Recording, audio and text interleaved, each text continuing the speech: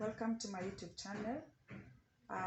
Today we are going to share about the Commonwealth Shared Scholarships for 2021-2022, which is currently open and will close on the 9th of April for students from developing countries. So guys, let us go straight to the points. And before we continue, if it's your first time to visit my channel, I request that you subscribe so that every time I upload a video, you'll be able to get the information. So let's go straight to the point. When you go to your Google, you'll search for Commonwealth Shared Scholarships 2021-2022. Then this is the page that you'll get.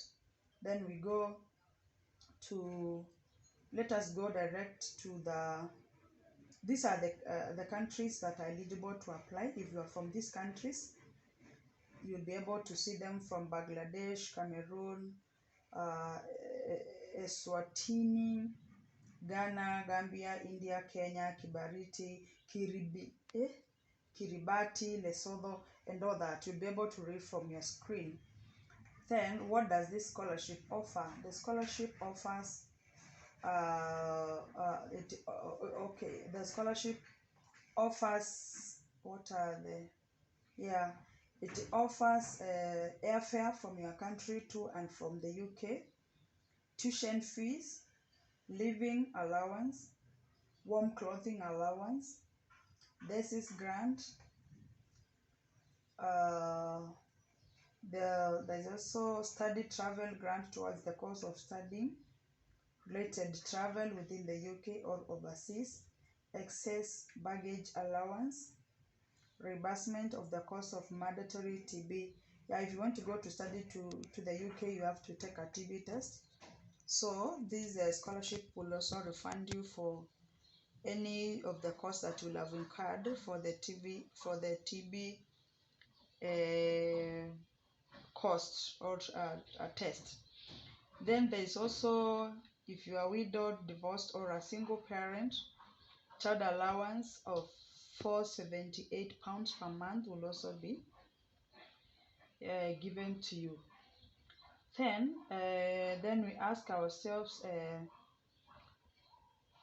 the UK, the Commonwealth Shared Scholarship normally has what they call themes, theme areas that are covered and that you should align your application with so that you can be able to be considered for the scholarship.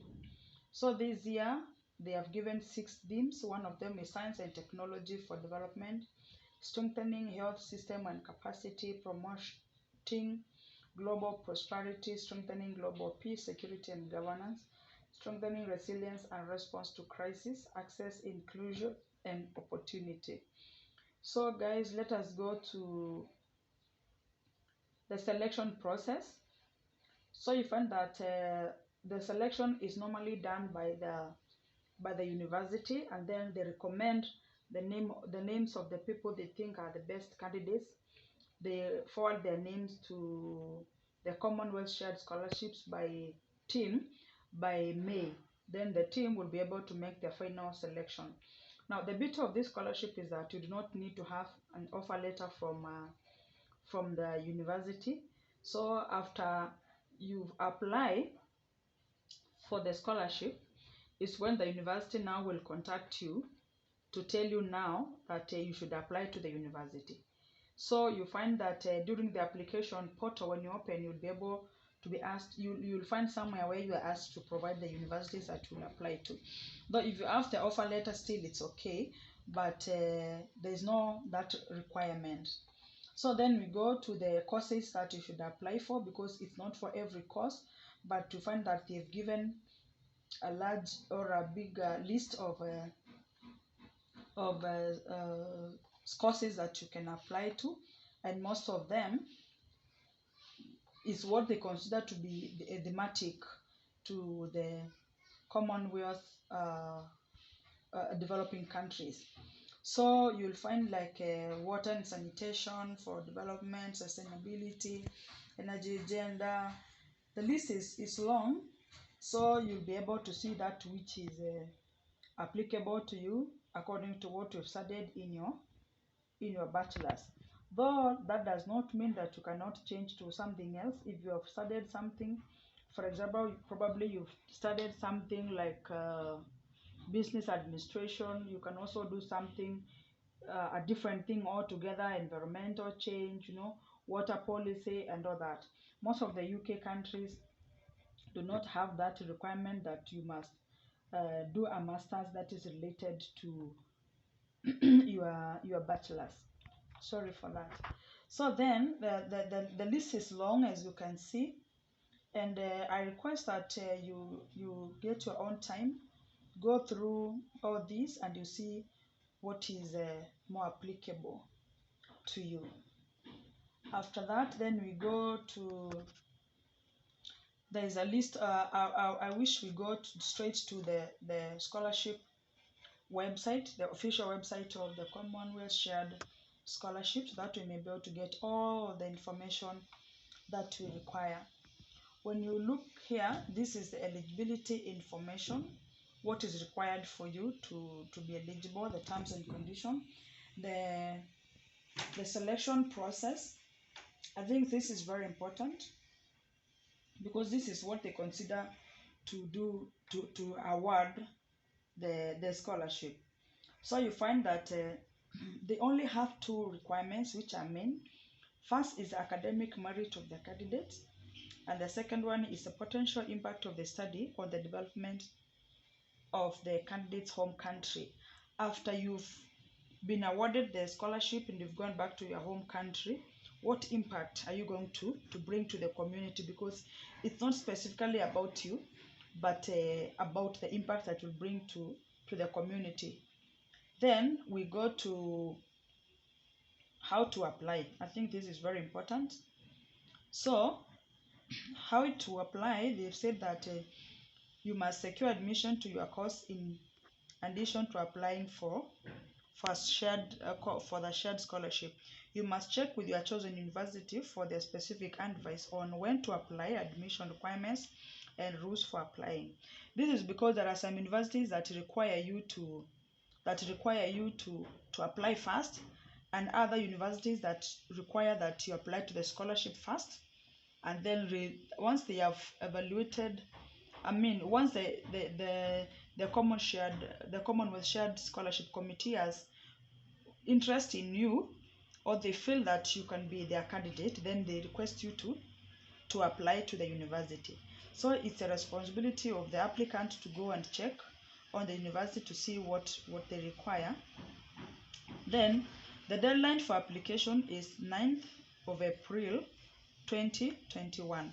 So there's time, guys, but these scholarships are very competitive and very much wanting and demanding. So you do not wait till the last minute.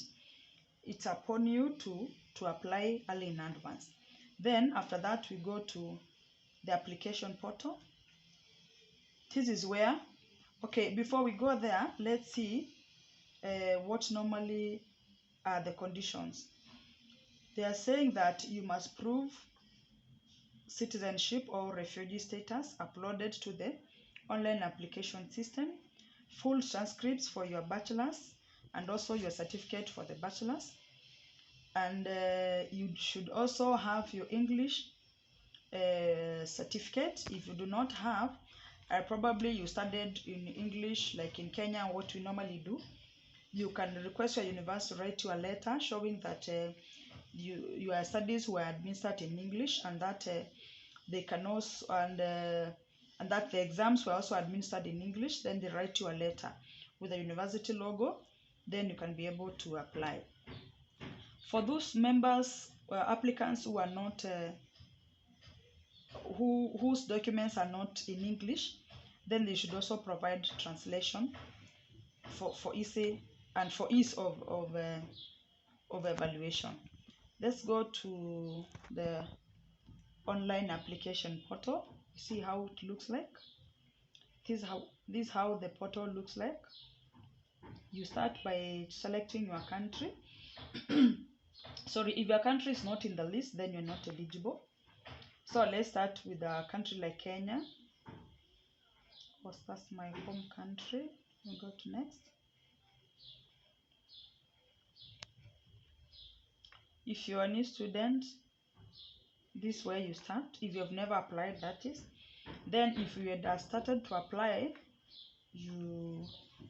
this is the form you're going to use. You are returning user like me. So you log in. This is my application. If you want to start a new one, you start here. So let's start a new one, for example, and see. You must first choose the theme. Probably if maybe you want to study something to do with gender, you would say probably you want you have to identify a problem in your country.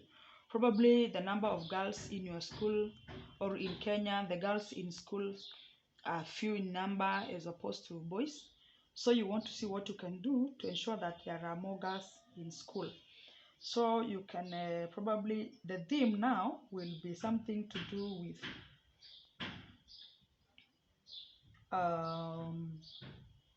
inclusion, access, inclusion and opportunity. Then after that, you choose the university and course. You can choose, for example, like London School of Economics. Then you select gender, development and globalization. Then you say next. You register your email address. Currently I don't want to register my email address, so I think let me use my own portal, my own application.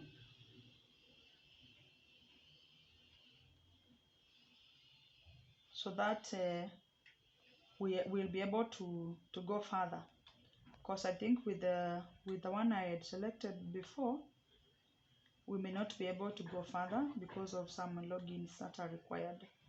So for this one now, I'll delete that later. So now we come to the theme. You select the theme that you want, then you say next. You give your email address. I think it will just prompt you onto what you should. These are your personal details that you should enter. Personal details like your email address, your home address and all that. Then there's the equity and diversity monitoring. This is about some details like your parents, whether they are alive or not. If you are to come to the UK, how many children will accompany you, if at all they will. I don't know. Okay, they had said that it's not a must for you to fill that page. Then you select you put your academic records. They want to see whether you have a bachelor's degree. Then you put maybe the details that require, like when you started, when you finished, where you took your bachelor's, which country that is, and the specialization for if you have any publications and prizes. Okay, I know this is a challenge because not all candidates who have done or who have publications, but even if you do not have the publications, that should not be any cause of alarm. You just say, maybe you can put some details on your thesis, the studies that you took. Like here in Kenya, we always have a project at the last semester of your bachelor's degree, so that's when you put the topic of your thesis. Then this is for the employment record, the number of companies you've worked with, their names. Then you give the duties and responsibilities from which year to which year and all that. After that, you go to references. It's important to note that during this application you should give 3 names of references, of referees. The referees should be either your employer, if you've been working, and if you've been a student, then you give like for referees should be your university lecturers, and the other one you can give like your supervisor or someone who knows you well. It's also important to note that these references will only be contacted when you let me read this. We will only request references from these referees stated on your application if you are named as a reserve candidate or are nominated to the Commonwealth Shared Scholarship. Note that some universities may require the references separately. Please refer to the university's page of the CSC website for further details. So it means that until when the committee is interested in you or has nominated you to be awarded the scholarship is only when your referees will be contacted. These are very important people in this application, so you should not just select anybody. You should select people who will add value to your scholarship application, and those people who will talk well of you, not exaggerations, but who will be sincere when they are recommending you. People you've worked with, mostly the senior the better. If you've been in employment, probably the CEO or your direct supervisor. If you've been in the university, someone who knows you well can be able to give a good reference letter for you. Then we have the development impact. I think this is now, I would say that this is now the real application part. This is what they really consider when they are giving out this scholarship. First, they want to know whether you have applied to the university. Even if the university has not awarded you, they want to know whether you've applied. If you haven't, still it's okay, because that's why they are saying university application number if known, because they know that it's not a must for you to have applied to the university before. Then after that, you select up to 3 sustainable development goals that relate to your future development impact, starting with the most relevant. Like for example, the example that we had picked before, the example of girl child education. You should be able to relate to any of the sustainable development goals, the one that you feel that it's far much closer or closely related to the problem that you've identified, which is the number of girls in school. So now when we come here, you can pick something like gender equality, that is related to taking girls back to school. Then you can pick something else like reducing inequalities, something that is related to the problem that you've identified. Then after that, now we come to the real